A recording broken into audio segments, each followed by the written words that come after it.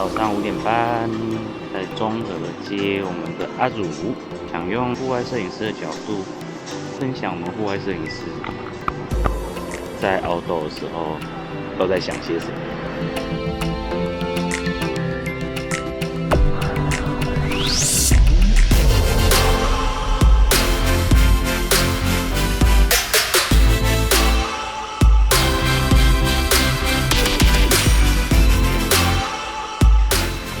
底层衣，然后一件化纤，然后还有这件那个长毛象。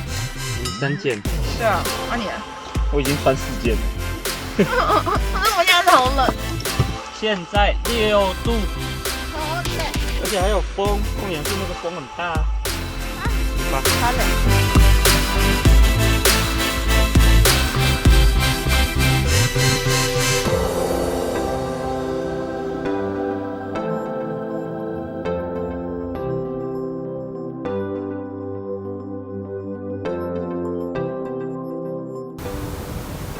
遇到这种拉绳的地方，我会尽量抓，可能是坚固的岩石，或是像是树根这种原本就附着在这个地表的东西，它这样的话会比这种会晃动的绳子还要再安全，因为它放在这里，你也不知道它是什么时候绑，所以它有可能会断掉。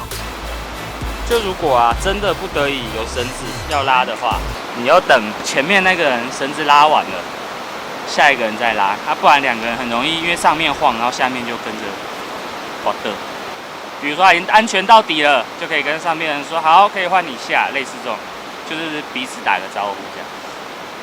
在拍这种野外的时候，有这种特殊地形，像那种倒木啊什么的，其实都可以拍。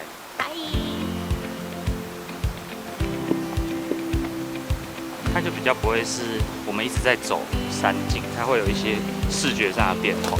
通常我们会广角端、中景跟特写，就是交错着拍，这样的那个观众在看的时候，视觉上才比较不会疲乏。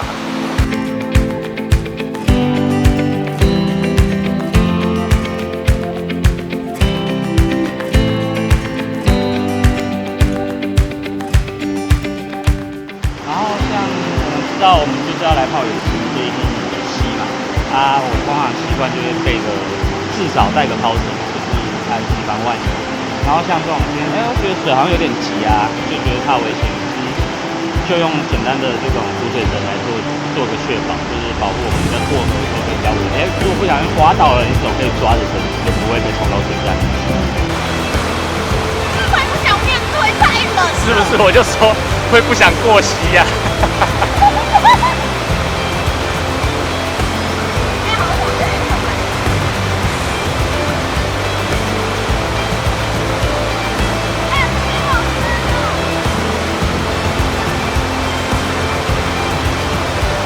往右边一点，往你的左边一点。